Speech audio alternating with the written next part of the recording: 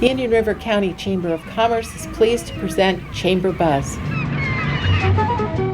Hi, and welcome to Chamber Buzz. I'm Helene Castletine, Economic Development Director with the Indian River County Chamber of Commerce. The following program is a replay of our State of the County event that was held on July 10th. It features County Commission Chairman Wesley Davis and County Administrator Joe Baird. Thanks so much for tuning in, and we hope you enjoy the presentation. Please help me welcome Indian River County Commission Chairman Wesley Davis. You remember the days. Basically, if you had a real estate license and a pulse, you were pushing six figures without even trying. It was the land of milk and honey. There was no issues whatsoever, it seemed like. Well, all of a sudden, that's of course where we were. How many of you actually remember, if you were in the building business, you'll remember they were actually rationing concrete. Anybody remember that? Yeah, that's how stupid it got. Okay, now, then of course right after that, then what we've gone through. Well, as I like to hear, I believe Chuck Mecklin says it best when he says, well, basically the wheels fell off the American economy.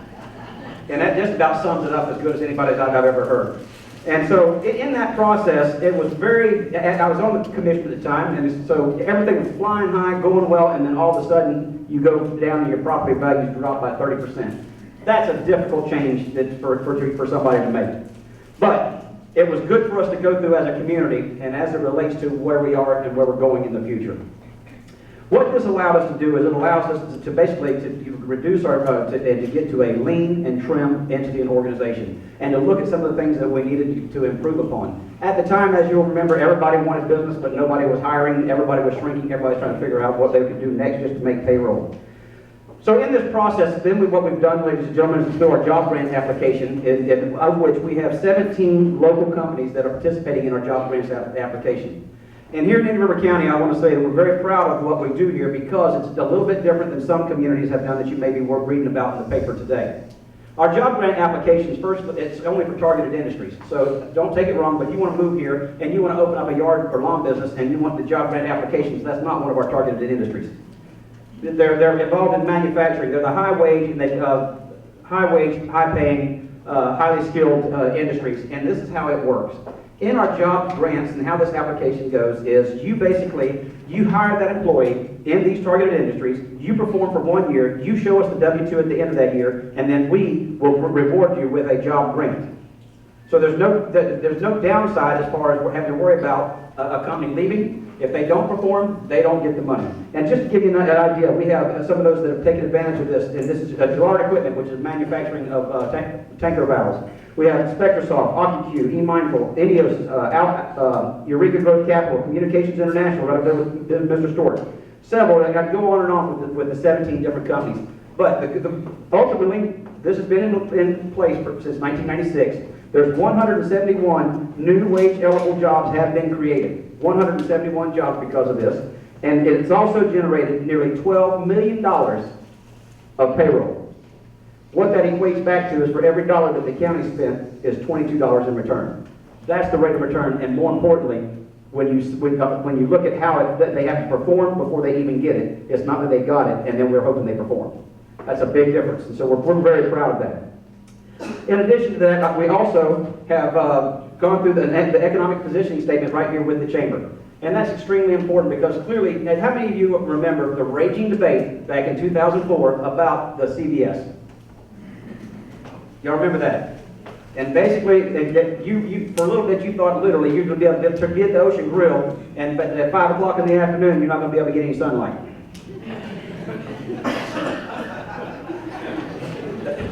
I was there and was asked to look at it. So, but with that being said, we realized that is one of the things that we definitely wanted to have more of in this community. But we realized those are few and far between. Whenever you have the third largest taxpayer out there in Indian River County with 300 jobs out there and nobody even knows they exist, and you really got to be looking at it whenever you drive by it, that's what you want in a community as far as an economic engine. And so we decided to get with some people that specialized in doing some branding analysis and putting forth an action plan to be able to present this county to prospective site plan individuals that go out and look for big box Fortune 500 companies for that exact type of development. I'm proud to say we partnered with the Chamber and we got that moving forward. But, you know, we also realized that everybody else was saying me too in that. So what we did as a county, we went back and we looked and we said, okay guys, what was the easiest low-hanging fruit that we had in this community as an economic engine? And it was pretty simple because we were able to turn around, look ourselves in the eye and say, you know what we have is what everybody wants. Let's capitalize on that. And this is how it started for me, and this is whenever I saw the aha moment. I want to talk to you real quick about Dodgertown. And I'm talking to you about some of the historic Dodgertown. It started out, and I need to go back to where it was. Y'all remember the glory days? How many of you were there when they had the green hats for the last spring training game? Still got my tickets, and I never will forget that. Was there, but they left. Then it was up to us. We owned it. And it cost us, as a community, $100,000 a month just to keep that in a comatose state. You couldn't let the fields go because it cost too much money to bring it back. So we had to do some kind of a bare minimum maintenance. So finally, through minor league baseball, and then finally with the O'Malley family, we got back historic Dodgertown. The significance of that is this.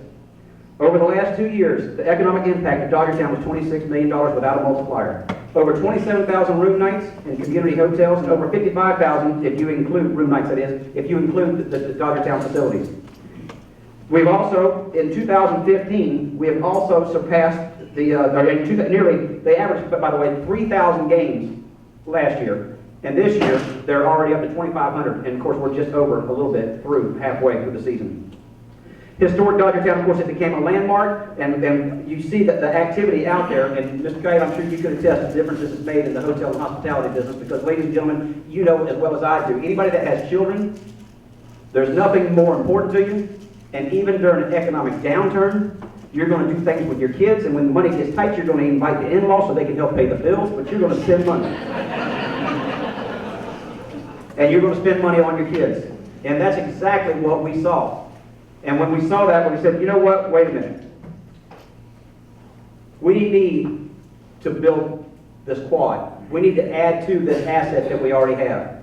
We need to keep pushing this easy, low-hanging fruit, because everybody is not going to get a CBS, but definitely not everybody's going to be able to have historic Dodgertown. So what did we do? Well, we started putting things in place, and really got out of the Dodgertown's way. And the success for me right now that I think really drives home the point is for this year of 2015, from January through July of this year, there were only 19 total days where we did not have an event taking place at historic Dodgertown. That's huge. It's amazing the grass is still green. But that's the kind of stuff that we started looking at. Whenever I saw that and seeing the aha moment, realizing how much money I spend on my children whenever we go to these events and eat out in the restaurants, and the best part about it in that community is the Davis family leaves. They like that. And so what we did is we started looking at other county assets. Other county assets like the South County Park. We took, with the help of the lacrosse individuals and LAX, I know I'm getting their name wrong, but believe me, whenever they came to us and they said, hey, we want to build some sports fields and we want to do this to be able to have tournaments and to promote the game of lacrosse, and oh, by the way, all y'all have to do is just help us out with a little bit of land and get it started, and then we'll run it. Music to our ears. We do not need a division of lacrosse. But we have volunteers like the Swans and everybody just involved in that. We certainly appreciate that. But we didn't stop there with just the lacrosse fields. We have the multi-generational facilities. We're going to have the first indoor venue to be able to host gymnastics, basketball, and other things that you would expect inside of a gymnasium. And of course, we're doing all this in conjunction with other communities to the north and to the south of us, like through the Treasure Coast Sports Commission. We're also, we realized we had the Shooting Industry Masters in the month of July, right at a year ago, last year. We had better than 400 individuals from the top CEOs of the companies of the firearms affiliated industries, from the actual weapons to the munitions to the people who make camouflage, you name it. They came here with their families and they had the Shooting Industry Masters. Now, they shot at our North County range. Their families stayed at our beaches and they spent their money. And stopped by, I'm sure Bob stopped by and asked Al Bankert, Al, you got anything for us to rent during the off season? But that was the kind of stuff, and again, it goes back to the success that we're seeing at Dodgertown. And we're building on that with our assets. We're putting in $750,000 of an expansion into the project. We're going to add sporting clays at our North County shooting range. We've already added an active pistol range. If y'all don't shoot, okay, but if you do shoot, you'll see that's a first class, absolute world class shooting facility for it to be public. go up there and take advantage of it. And now we're not even stopping with that. We're even going into the archery range, into archery. The good thing about we're right now putting in a bid for the 2017. It is the Junior Olympic Archery Development Team. And we're putting that in, and that'll be about 600 individuals as I understand it. And when they're going to come around, they're going to do the same thing the shooting industry masters did, but the difference between that is go back to those kids I was telling you about, where they don't drive themselves, their parents show up, and when money gets tight, they bring in laws. And that's exactly the kind of stuff that we're trying to promote. That's where we are and where we're going with many of these county facilities, and that doesn't even include when you throw in our North County Aquatic Center with the Special Olympics, and the economic engine that has right here in this community is real. And not only that, it's easy, low-hanging fruit. There's going to be a great golf tournament this weekend for the veterans up at Sand Ridge. How many of you are going to that? You're not running for office. All right. Now, with that said, that's just on the easy, low-hanging fruit of having the natural assets that we have in this community for us to take advantage of. But there's other things that we've done as a commission, and I do want to thank my county fellow county commissioners that are here with me today, and our county administrator. But here goes. After we started in this down cycle, everything that anybody was doing to slow down business really got noticed. And one of the things that stick out to me, it helped me bring forward what I call our common sense ordinance. How many of you know when, and maybe they're in here, and if they are, I'm sorry if I embarrass you, but how many of you know where the subway is on 45th Street up there in US 1? Okay. The gentleman was in there, he rented the spot from the developer of the entire building. He hired his employees, trained his employees, bought his product, had everything ready to go, opened up for business, started selling sandwiches, and the county shut him down. We shut him down because the trees didn't meet our landscape requirements. And after hearing about that and getting with the county administrator on that, I said, there's no way that we can allow this to happen. What we've done is we've created the common sense ordinance, and the long and short of the common sense ordinance is this. Go ahead, we'll give you the certificate of occupancy, let you open up for business, let you start generating sales tax, hiring people, putting a payroll together, and doing business in Indian River County. All we really want is we want to make sure there's no exposed wires for children to teeth on. Basically, we didn't want any health, safety, and issues for anybody to be hurt. And believe you me, had we just gone out there with a bag of Miracle-Gro in the summertime and thrown it around these trees and argued about it for 6 months, he would have been able to meet our requirements. So, with that being said, we instituted the common sense ordinance, and it boils down to this. We gave our county administrator the latitude to say, listen, if they're open for business and there's no health and safety issues, he by himself can sign off on it. And I'm proud to say, since then, we've had 27 temporary certificate of occupancies. Some of these just real quick. I don't go through any names, there's 3 churches, 4 medical facilities, 3 schools, and this is the one I really think is funny to a certain extent. 4 county agencies. Yeah. So hey, but with that, basically, if you're in small business, you understand there's not a day more expensive for you to be in small business than the day before you open your doors. You have your overhead, you have your employees, you have everything, as much money invested in that business, and you have 0 coming in the door. I get that. Your commissioners get that. And your county administrator gets that. And we have this common sense ordinance in place that we're able to take and allow some of these people to open up and do business. And we're very proud of that, and that's going to help out tremendously in the future, I can assure you. In addition to that, we're sitting there looking at impact fees, and we're saying, okay guys, listen, all right, impact fees, you can debate whether they're good or bad. They are what they are. But one thing that really bothered the entire commission this year has been that the impact fees on commercial development. So we revisited that impact fee study. What did that mean? And the reason why is because I can make the point that if you build something right here downtown, you're actually reducing trips and having to keep Bob Brunges driving from the new office to wherever it is. So it's a science. Yeah, okay. But the fact is we revisited the impact fees, and revisiting the impact fees, we reduced the residential by 8.2%. More importantly, banking, savings with drive-thrus, we reduced those by 49.5%. Did that for you, Bill. And that's about $7,000 savings per 1,000 square foot. The retail is a 30% reduction, general warehouse 54%, manufacturing. Again, y'all start noticing these are the kind of businesses that we want to try to get in this community to open up and to help out. The business and manufacturing was 55%, and going back to that CVS, we created a category called high cubicle automated warehouse. Because I'm telling you, that did not generate that many trips out there, and any semis that did, they never got on our roads. They went straight to State Road 60, and they went north and south. We reduced that after creating this new category, but actually didn't reduce it, but now it's $388 per 1,000 square feet. Again, trying to play into these things and lay in the groundwork after going from where we were, going through what we did, and learning from what we had to. These are some of the things we put into place. And then finally, in reducing some of the fees, you're going to notice a little bit of difference in your solid waste. Just real quick, the county is required by Florida statute by 2020 to be recycling 75% of everything you throw away. I don't think we're going to make it. But we got a little nasty grant from the state that basically said, we don't think you're going to make it. And then they said, we want to know what you're going to do about that. And that's whenever we came back and we went and put out to bid our solid waste pickup, your garbage collection. We had 4 individuals, big companies bid it. Advanced Disposal, Public Services, Waste Management, and Waste Pro.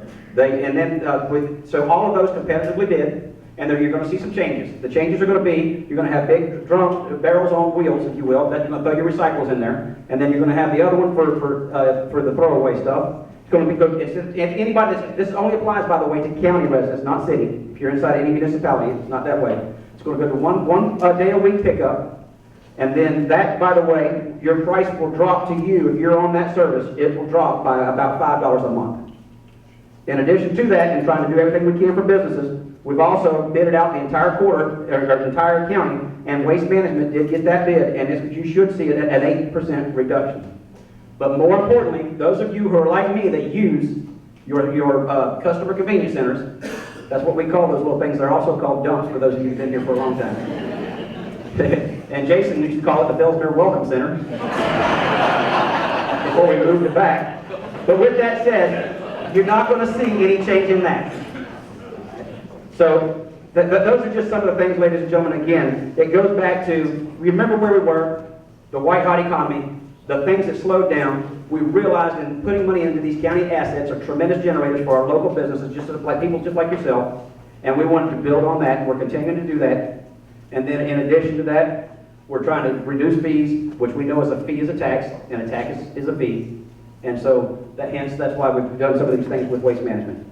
In addition to that, again, I'll go back.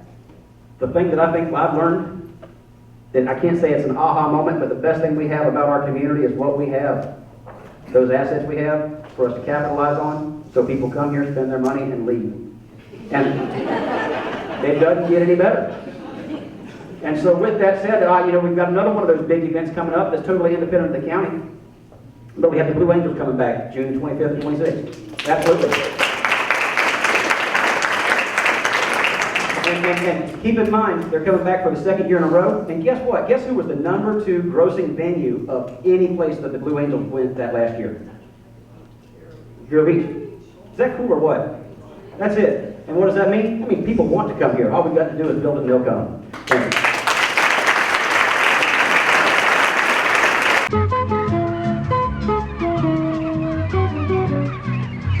The Furniture Man is a locally owned business that has served the needs of the community of Vero Beach and Indian River County for over 30 years. Here at the Furniture Man, we offer fine pieces to furnish each and every room of your home. Specializing in Floridian style, come browse our selection of bedroom, dining room, patio, and living room. Come explore over 10,000 square feet of showroom, where you can find mattresses, recliners, sofas, dining, and more. Visit us at 673 US 1 in Vero Beach, Monday through Saturday for all of your furniture needs.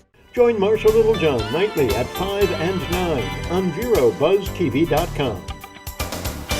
Stop by Patty's Printing and Graphics in downtown Vero Beach. Owner Patty Callahan prints it all, from color and black and white copies to blueprints, banners, signs, prints of paintings, and fine art. Patty makes restorations and creates outstanding graphic designs. Call Patty at 770-1521 or stop by Patty's Printing and Graphics at 2345 14th Avenue. Stop by for all of your printing needs at Patty's Printing and Graphics across from the old railroad station in downtown Vero Beach. It's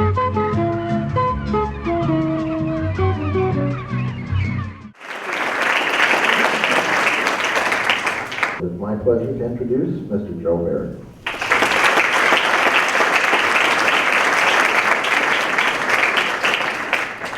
Well, here comes the most exciting part of the presentation. Bob Flory will be the only one that thinks that. I'll let you know. But we've disclosed to the press today what we're proposing for our budget in the 2015-16 year. And the budget we're proposing is $279,900,000.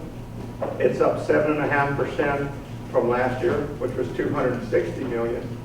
But it's down from the all-time high right before the recession. It was $472 million, so we're down 40%. The good news about our budget this year is that we're finally seeing tax increases as far as the tax roll. It's up 7.1%, and we really appreciate that after having 30% reduction during the recession. Last year it was up 4.5%, the year before about 1.5%. So even though we had a 30% reduction all-time low, we've made about 13% of that back. In the proposed budget, we're recommending 31 positions. 20 of those are in emergency services district. There's one in the general fund, one in the constitutional, one in the MSTU. There's 3 in transportation. And of course, in the building department with the activity, we're adding 3 positions, and in utilities 2. And that's what makes up the 31 positions.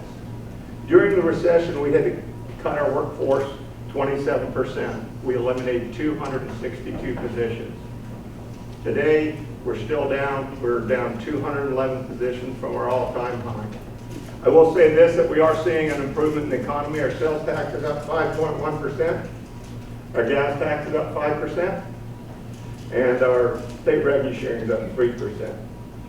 Our greatest increase, obviously, is in the tourist industry, it's over 20%. And our building permits are up 14%, and that's really good news for our economy. The increase in our budget, when we look at it for the overall increase, is basically, we're funding the following things. $1.1 million to fight all aboard Florida. We've got $1,822,000 for raises. We're opening a new station. That's why we've got 20 people in emergency services. 17 of those are to man a new station at 4th Street and 43rd. We've also got $1.8 million in new positions. We've got the Gifford improvement that we've got $500,000 put in for. We've also had to bring back our capital improvement programs, and that's substantial. We had stopped our capital improvement programs during the recession, so we're having to make up for lost maintenance. This budget is only proposed by me. The board has the final say-so. So if you think my speech is exciting, come Wednesday and you'll have more excitement. But the board gave me direction to try not have any increases. Unfortunately, the only increase we're having as far as ad valorem taxes is in the emergency services district, and that's due to the additional station, and we will have a 13.9% increase there. We have a slight increase in the general fund, 0.7%, but it's offset by the refinancing we did on the land acquisition bonds. We had substantial savings, and we can thank Jason Brown for that. When we're looking at the general fund, our general fund is $77.5 million. That's a $1.4 million increase. And we're fortunate that we can keep our taxes low, and thanks to the constitutional, we're fortunate. We have very cooperative constitutional. And the sheriff was good enough. He came in with a very conservative budget this year. And we got it. And after we cut it 20%. But and we have to be thankful. As you know, the customers are $1.9 million increase in total. And we were able to soften that because I cut my department's $400,000. So we made it even there. And the increases there, are mainly the constitutional, obviously raises and the one new position. The MSTU, we're keeping the millage rate the same. The MSTU is mainly funding transfers to the back to pay for the sheriff, and also not pay off the sheriff, pay that. Sorry, sheriff. And to our road and bridge. The MSTU is only paid by unincorporated residents, and there's only one position there, and it's a senior planner. The Emergency Service District, it's got a substantial increase, and once again, that increase is totally due to the new station. That's 17 of the positions. We're adding another 3 positions, battalion chiefs. Before the recession, we had 5 assistant chiefs, and we have 6 battalions. Now we're down to 1 assistant chief because we had to open the Gifford station during the recession, so we eliminated those positions. We don't plan to bring that management back. But what we found is we've got 6 battalion chiefs, and 3 of them are in operations, 2 are in training, and 1 is in fire safety or fire inspection.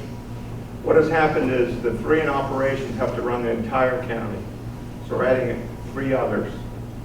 And there we're going to divide it north and south because we find that they need to be in too many places and they can't be there.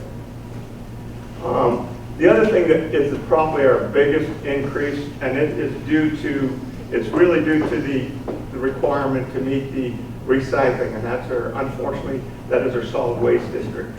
It's up about 1.4 million, and we're going to have a 28% increase in the assessment to residential. And that's going from, it's right now, I think it's $77 per house, it's going to 102. We're still one of the lower ones in the state. It's unfortunate, it's just a mandate by the state to do this, so we're going to have to do it. In the other areas, our building department, like I said, our permitting is up 14%, but our revenue's up 20%. We're adding 3 positions there just due to the activity. We laid a lot of people off. I will say this, when we eliminated our positions, back in the 80s, I had over 105 employees in road and bridge. Right before the recession, I had 101. Today, I only have 77 employees. Population was 60,000. We didn't have the roads. So we have done a lot to become efficient.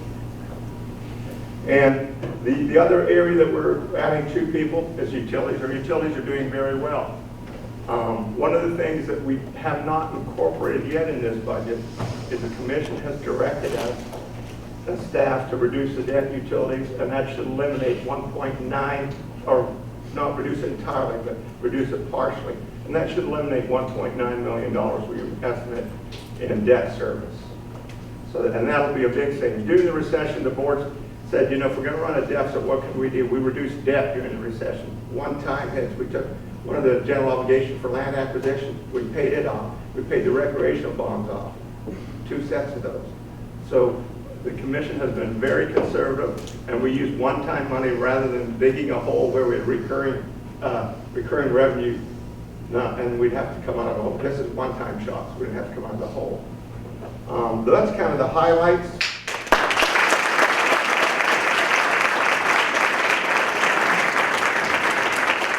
Thanks, Chairman Wesley. Great update.